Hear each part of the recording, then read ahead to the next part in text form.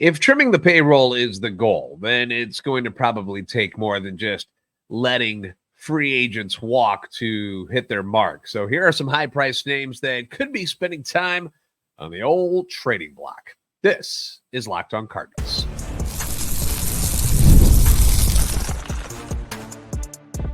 You are Locked On Cardinals, your daily St. Louis Cardinals podcast, part of the Locked On Podcast Network, your team every day. Hey there, Cardinals fans. I'm JD Hafford, and I'm a national radio sports anchor, born and raised in the Lou, and a lifetime Cardinals fan, and I'm your host for Locked On Cardinals, part of the Locked On Podcast Network, covering your team every day. You can follow me on Twitter, X at JD Sports Radio. You can follow the podcast at LO_Cardinals. I do want to thank those of you who make Locked On Cardinals your first listen every day. We are free and available wherever you get your podcasts. You can find us on YouTube as well. Make sure you stop by, like, subscribe, comment, and interact with us. That way you can hit the notification button so you know when new episodes are posted. This is a show serving Cardinal Nation and giving the best fans in baseball all of the info about the birds on the bat. This episode is brought to you by Booking.com. Booking.com. Booking.yeah. The right stay can make you a fan of any city, even your baseball rivals. Book today on Booking.com, the official accommodation partner of Major League Baseball. Get the Booking.com app today. All right, news real quick before we get into everything that we want to talk about in this episode. The New York Mets, man, knocking off the Milwaukee Brewers on Thursday night down to their final, 2 outs? And then the polar bear, Pete Alonso, hits the shot and beats Devin Williams and the Brewers. The Brewers are out, which is kind of crazy because Chuck, who does Locked On Brewers, has been saying it all year. He's like, yeah, all the time, man. We're fine in the regular season, then we choke in the playoffs. He called it. Also, Terry Francona coming out of retirement to manage the Cincinnati Reds. That announcement was made late on Thursday night as well. So Tito is back and going to be managing the Cincinnati Reds. So that means Skip Schumacher is not going to be there. But Francona, obviously very well-respected health-wise, is why he stepped down from managing in Cleveland in the first place.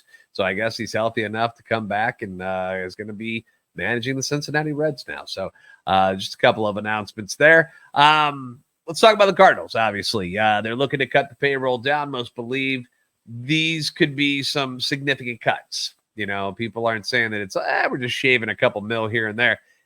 Some people believe that it's going to include some of the more popular players on the team. We know that the team is already reportedly moving on from Paul Goldschmidt, who was a free agent. He had a hefty $26 million price tag on the payroll this past year. We've also heard that relievers Andrew Kittredge and Keenan Middleton will probably not be back either. Kit made $2.6 million. Middleton, who got hurt, never actually pitched for the guys, made $5 million, has a club option here in 2025 coming up for $6 million.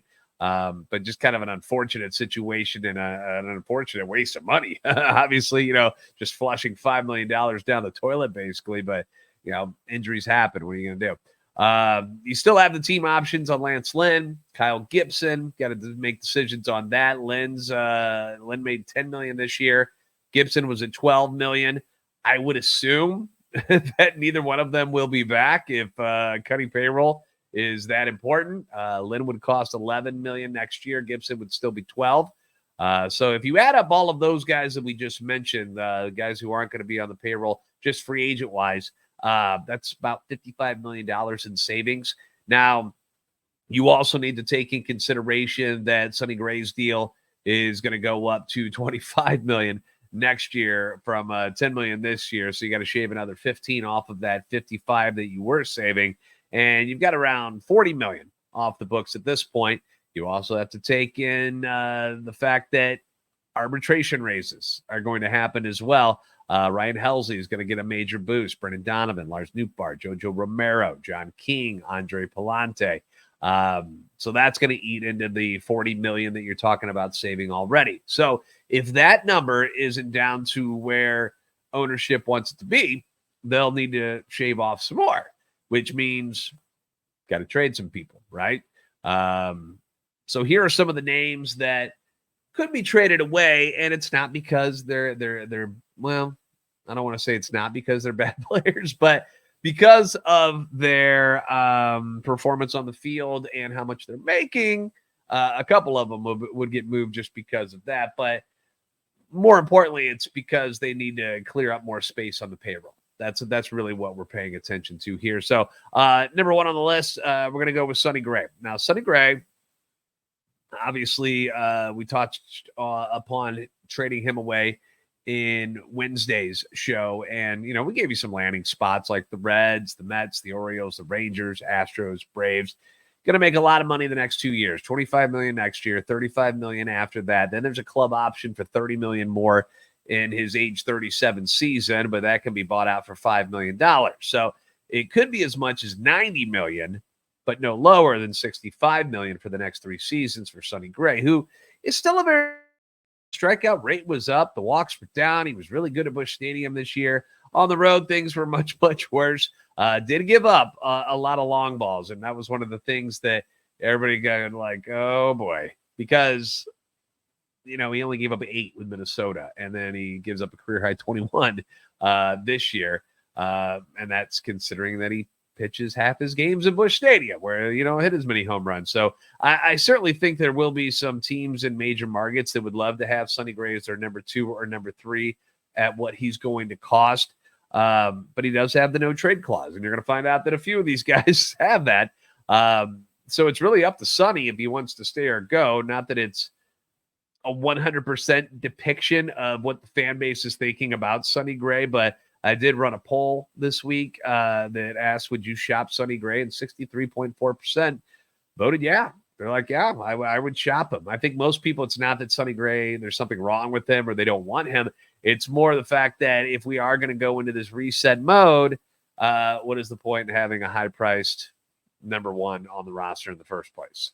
I think that's what most people are thinking. Again, Cardinal fans are smart, but just because it's the smart thing to do doesn't make it the easiest thing to do either. So we'll see what happens there. I thoroughly enjoyed Sonny Gray in a Cardinal uniform. I feel like that he was one of the guys who kind of helped get the ball rolling in spring training when he came in and was like, hey, so tell us about some of the things that we should be working on. And I feel like he was one of the guys who was like, yo, you're behind the rest of the league in this and this and this. And I feel like he had some pretty important things to say to help get this organization to be better.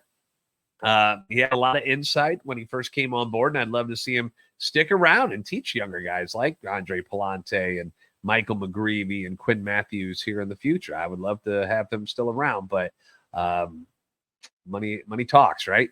Number 2 on the list, people aren't going to like this one, but it's Ryan Helsley. I know. The dude just set the record for saves in a season for a Cardinals relief pitcher, 49 of them, led all of Major League Baseball in that category.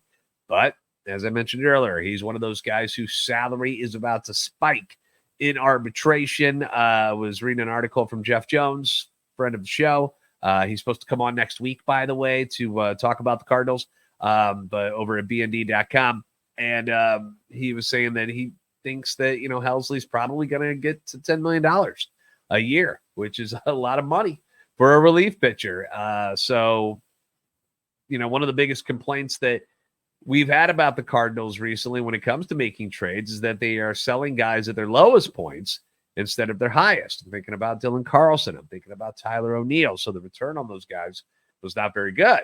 Helsley is at his highest point right now at age 30. The cost for elite closers is pretty hefty. I mean, go look at what Josh Hader's making. Whether there's that they showed that stat where Josh Hader was making, I think it was 19 million a year.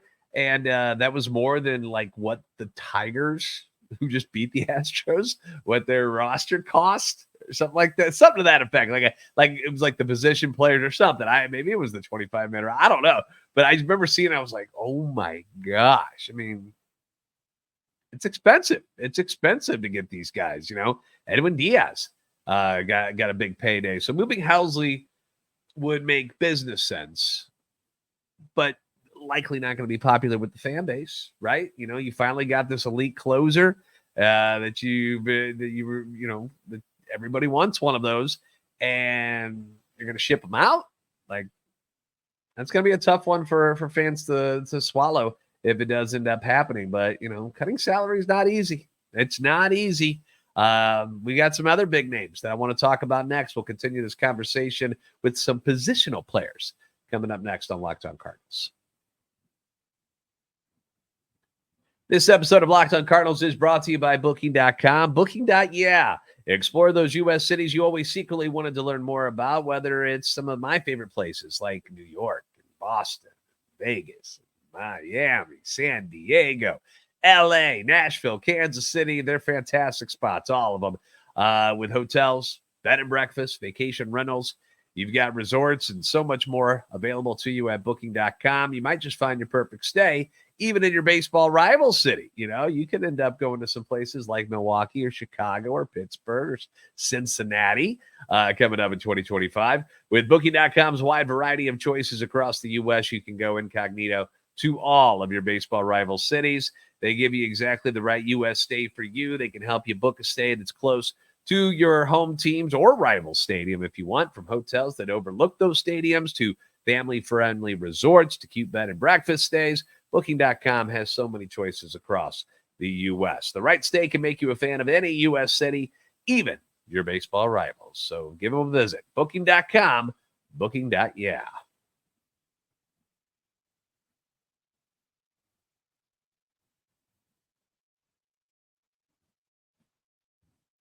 Thanks for making Locked On Cardinals your first listen every day. Leave your comments on YouTube as well as on Twitter X anytime you want. Your feedback always welcome and encouraged. Now that we've talked about a couple of pitchers on this trade speculation episode of Locked On Cardinals, let's go ahead and swing over to the positional players. First guy on my list here is going to be your catcher, Willson Contreras. Now, the Cardinals won 83 games this year. And Willson Contreras was injured for almost half of those. He made just 358 plate appearances. He appeared in 84 games due to injuries. And now while he was on the field, don't get me wrong, he was arguably the Cardinals' best hitter. When you go look at those stats, while he was in those games, he was really their best hitter statistically. Hit 262, 15 home runs, 36 RBIs, had a career high in OBP at 380. And a career high in OPS plus of 136. He also improved defensively. Is he a Gold Glove or anything like that? No, nobody's going to get him confused with Yadier Molina. But he got better. He got better in the second year, much better, in my opinion. Unfortunately, those injuries took him out, so we didn't get to see what he could do over a full season. He's still got 3 more years to go on his current deal. He's making $18 million in the first 2, then it'll bump up to 18.5 in the 5th and final year. There's also a club option for Willie in 2028 for $17.5, but it can also be bought out like Sonny says for $5 million. But that's a lot of cheddar, man. That's a lot of cheddar for a catcher who is going to be 33 next season. Plus, you got to be encouraged from what you saw from that combination of Ivan Herrera and Pedro Pages in his absence this year. At least I was. I mean, maybe you weren't impressed with what they did.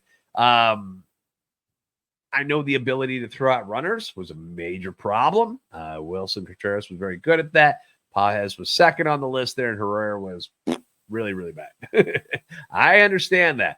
But offensively, the two of Herrera and Pages combined to hit 271. They had 12 home runs and 52 RBIs and a combined 431 at bats. Herrera hit 301 this year. 301. It's been a lot of time in Memphis for whatever reason. It didn't make a whole lot of sense to us when they were looking for right-handed bats and left-handed pitching, and they had a guy who's pretty good at it, and they just kept him down in the minor leagues for a while. He also had an 800 OPS. So people were very much encouraged by Ivan Herrera's offensive talent this past year. You've also got number 5 prospect in your, according to MLB Pipeline in the organization, in catcher Jimmy Crooks, right behind both of these guys. All he did this past year was win the Texas League MVP award with Springfield. Hit 321 with 11 home runs and 62 RBIs. Did that in just 315 at-bats. And out of all of those tools, you hear those numbers, you're like, wow, dude, just kind of a slugger, right? Out of all of the tools, the way he's ranked from MLB Pipeline, his arm and his fielding are actually the highest rated tools by scouts. So, yeah, really good hitter, but they also love him defensively and they love his arm. So he's kind of, I'm not going to say a 5-tool catcher because I don't think the speed's there by any means, but pretty good prospect right there. Once again, Wilson's has also got a no trade clause, which is an issue. So it's really up to Willson Contreras if he's wanting to stick around with the Cardinals or he is willing to move on and play for a different team in the future. Nolan Arenado, next on your list here. And, it was a very disappointing year for Arenado at the plate. We all know that. He did hit 272, which isn't so bad. But the power, the extra bases, all but vanished compared to what a normal Nolan Arenado season would look like. 23 doubles, a career low this year. 16 home runs, the lowest he's had in a full season since his rookie year. His slugging dipped under 400 for the first time in his career, and his OPS plus of 101 was his lowest since his rookie year. Now, defensively, he had a tough start to the year. If you remember, we were like, what is going on now? The defense is slipping with Nolan too, but ended up making up a lot of ground in the second half of the season. Ends up at the end of the year as a +6 defensive runs saved, which was fourth best in the National League and the major leagues for third baseman. Matt Chapman had the ridiculous. I mean, isn't it crazy to know that Matt Chapman and Nolan Arenado were on the same infield in high school together? But Matt Chapman had 17 defensive runs saved in 2024 for the Giants. The Rockies, Ryan McMahon came in second at 10. Then it was Joey Ortiz from Milwaukee with 7, and so did Josh Rojas from Seattle, but they played a whole lot less innings than Chapman, McMahon, and Nato did. So they were still good, but I'm talking like 200 to 300 innings less than what these other guys did. So you can almost say that Arenado deserves to sneak up ahead of those two guys, and that would place him third baseman in all of baseball. He is owed $64 million over the next 3 seasons. This the Rockies are still on the hook for some of that. They got 2 more installment payments of $5 million each to make, and there are some deferments at play with his salary as well, which gives him like $3 million for, it seems like forever when I was looking at it. Despite the price tag of this salary and what the Cardinals would want in return, I'm sure there would be plenty of suitors for a Nolan Arenado just because of the type of guy he is, the type of player he is, hard-nosed, is all the reasons we love him in St. Louis is why other people would love him, and if he wants out, he can get out. It'd be a shame too, because, he had the opt-out clauses in his contract, and it was like, no, I want to win with the Cardinals. And so it'd be a real shame and, kind of a kick in the, to say, well, we're going to do this now. So we're thinking about moving you, even though he was loyal to you. Like, it seems like kind of a dick move, but business is business, man. It's not personal. But that would be a bummer. But if he wants out, no trade clause, he's got to clear that. And, if Nolan Arenado does get moved, or that ends up being something that has to happen, I feel like you're pretty comfortable with what you could place over at third base. None of these guys are going to be Arenado defensively, but can you get what you got from Arenado offensively this past year from the grouping of Thomas Ajacey, Nolan Gorman, Brendan Donovan, and I guess if you need to, Jordan Walker used to play third base, so you could give him some innings over there if you want. But I think the first 3 are, more realistic and a more likely situation. But if you can shave $30 million off and you would still get the same production and take a slight hit defensively, and I think Brendan Donovan's a very good infielder, and let's look at third base in the time I've seen him, just eyeball test wise. I'd rather him be on the infield than the outfield. Let me put it that way. Not that he's a problem in the outfield, but I just think he's suited as being a better infielder. But Nolan Gorman's got that great arm. If he can figure it all out at the plate, Maybe he's the guy over there. I don't know. But there's a group there of 3 guys that can fill the role of what Nolan Arenado is and do it for 30-something million less. So obviously that's going to be something that ownership's probably interested in. The next 2 guys, we're going to go back to the pitching side of things. And I'm guessing not a lot of fans in Cardinal Nation would miss these next 2 guys, but will anybody want them? That's the real problem. So we'll talk about them next year on Locked On Cardinals. Hey, NFL fans, you can start the season with a big return on FanDuel, America's #1 sports book. Sometimes you'll be watching a game and you just you get a hunch. You get a hunch about how things might go. And you're like, I got this urge, man. I feel like this is going to do it. This is something that's going to happen. This guy's going to do this or this guy's going to do that. When you get those feelings in the middle of the game, this is when you can hop on the FanDuel app and check out those latest stats. You can view the live play-by-play and so much more on the same page where you're placing your bets. So it's not like you got to, fiddle around trying to find where all this stuff is. It's all right there. It's very convenient for you on the FanDuel app. Thursday Night Football. Holy cow, what a crazy ending to that one, right? I cannot believe the Bucs let that one get away. Fumble late, then they get the pick anyway, but they can't get the first down, so they have to give the ball back up, and Falcons burn them, man. Kirk Cousins goes off, throws for over 500 yards and 4 touchdowns, and the overtime win, just bonkers stuff. Maybe you had a feeling about it.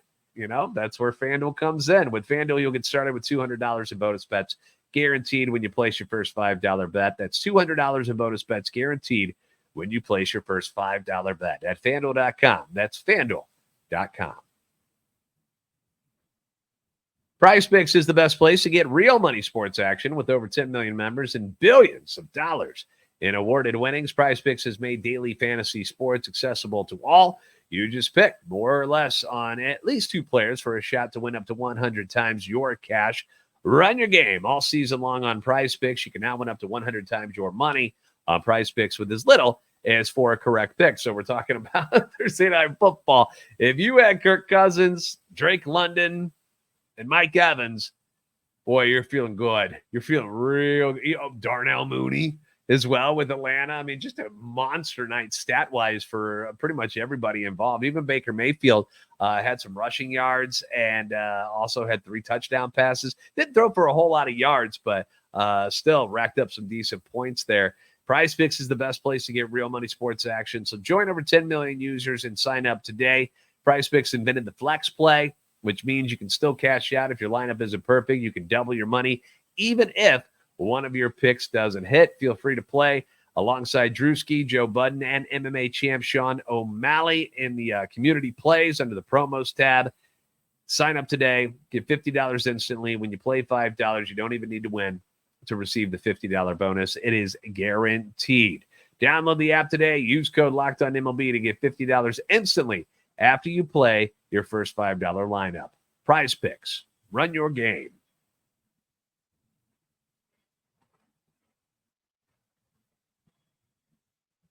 Thank you for making Locked On Cardinals your first listen today. Now go check out Locked On MLB, the podcast with Sully. He's got you covered when it comes to everything that's happening here in the playoffs. Sadly, our Cardinals are not a part of it, but it's still entertaining stuff, man. We've had some really fun games so far. Everybody's moving on to the next round, dude. Hard to believe the Mets were able to knock off Milwaukee. Orioles, they're gone. Padres knock out the Braves. Like, Detroit, man. Detroit knocking out Houston. Like, it's fun. Kansas City doing their thing as well, being the winners over the Orioles. So Sully's got you covered when it comes to that. And we'll be talking about it here on the podcast as well from time to time when things kind of simmer down with the Cardinals talk. But last 2 guys I want to mention here when it comes to possible trades, Miles Mikolas and Steven Matz. A couple of years ago, these guys were really good ball players. 2022, Miles Mikolas was an all-star. Not that long ago. A couple of years ago, in 2021, Steven Matz was a 14-game winner with an ERA of 3.82 with the Toronto Blue Jays. Things have changed. Things have changed big time for these guys. For Mikolas, has just had back-to-back terrible seasons. And I used to be a guy that stuck up for Mikolas because there's times where you're like, there he is. You'll see these games where he's got his pinpoint control going on and he just burns right through lineups. But 2 years in a row, he's been one of the worst pitchers in baseball. 2023, 9-13, 4.78 ERA, top 5 worst in baseball. This year, 10-11, 5.35 ERA, second worst in baseball. 2023 opponents hit 282 against him, second worst in baseball. This year, it went up, 284, again, second worst in baseball. And like I mentioned with Sonny Gray giving up the home runs and stuff, this is while pitching half of your games at Busch Stadium. A pitcher-friendly ballpark, a place that you're supposed to succeed at. And he still got these horrible numbers. Now, what are the things that Mikolas does good? He's been healthy over the last couple years. He's the innings eater, and he doesn't walk many guys. Problem is, he leaves the ball over the plate too much, and he gets hammered. Steven Matz. He's just injury prone. I don't think there's anything about him that says, oh my gosh, you're a terrible pitcher. Whether he's starting or relieving, we've seen him have some pretty good success when he is on the mound. Problem is getting him out there. He's always been hurt, and he consistently continues to be hurt. I remember when Mo signed him, and I was like, really? We want an injury-riddled guy like this on a 4-year deal? They got him. Matz is making $12.5 million next year. Final year of his deal. Mikolas makes $17.6 million next year. Also, the final year of his deal. If there's a reason why people would want these guys, it's because, first off, pitching is very expensive. And these guys would be on 1-year deals, basically. And if they're good, cool. If they suck, they're not going to be around anyway. So that's nice. But who's the desperate team that's going to make a trade for either one of those guys? Like, how much money would the Cardinals have to eat to get rid of these two dudes? They don't want them. They don't. But I don't know if they'll be able to pull off a deal. The easiest guy to trade would probably be Steven Matz. Like, who wants Miles Mikolas right now with a 5 ERA? Getting hit bombs off of him. Guys are hitting 284 against him. Like, who wants that guy? I know I don't in a Cardinals uniform, but he may not be movable. He might be stuck with, which is horrible. It's like what the Nationals have had to go through with Patrick Corbin. They know he's not any good, but they're stuck with him. He's got this albatross of a contract. He's making so much money, and it's him and Mikolas who are neck and neck as the worst pitchers in baseball the last 2 years. And the Nationals still keep throwing him out there. Like, they refuse to just eat the money and get rid of him. I wonder if the Cardinals are going to be in the same boat. Like, if your goal is to win games, just admit you screwed up on this deal and give somebody else a chance. I don't see why it's so difficult. You already spent the money. We'll see. We'll see if it's something they even want to do is eat money like that for Mikolas or Matz or any of these guys, to be honest. But those are the significant expensive salaries that are still on this roster. And, you don't have to trade guys like Nootbaar or Donovan or Nolan Gorman or any of these young guys. Like, you don't have to trade them because of salary issues. Would you want to move some of these guys around and go get other guys? That's a totally different story. But salary-wise, these are the guys that you look at it and you're like, man, if I'm cutting costs, like one or two of these guys, it'd be nice to get rid of them. So that's kind of probably what's going to happen. And again, this is all dependent on how low the payroll is going to get and what they're shooting for. Like, what's the target to get to? They haven't come out and said, like, hey, this is, fire sale. We're moving everybody. Everything's on sale. Come and get them. They haven't said anything like that. But I'm sure they're listening. I'm sure they're listening to see what the interest will be. And, you're not going to hear much about it until after the World Series and stuff is wrapped up. But, yeah, it's, obviously if I had to pick guys to get rid of that are on this roster right now, I don't want to get rid of Sonny or Willie or Nato. I don't. Or Helsley. But I understand why it would happen. But if there's any way, if you could sucker anybody to taking Mikolas and Matz and getting rid of those contracts, that'd be a really good job by Mo. And I guess to an extent, Chaim Bloom, I guess he's got a little bit of say. Like, I'm sure he's going to talk to Mo about deals like that. But I don't know. Bottom line is, if you do trade one of those top 4 guys, you're just hoping you get something decent in return and you don't get crushed like Chaim Bloom did in the Mookie Betts deal when he was with Boston, or any of the recent deals that haven't worked out so well for John Mozeliak. But anyhow, leave your comments down below. Hit me up on Twitter X. Let me know what you guys think about these moves. Who are you getting rid of? You got to get rid of 2 of them. Which ones are you getting rid of realistically, knowing how difficult it's going to be to move somebody like Matz or Mikolas? What about the top 4? Which 2 are you trying to move on from?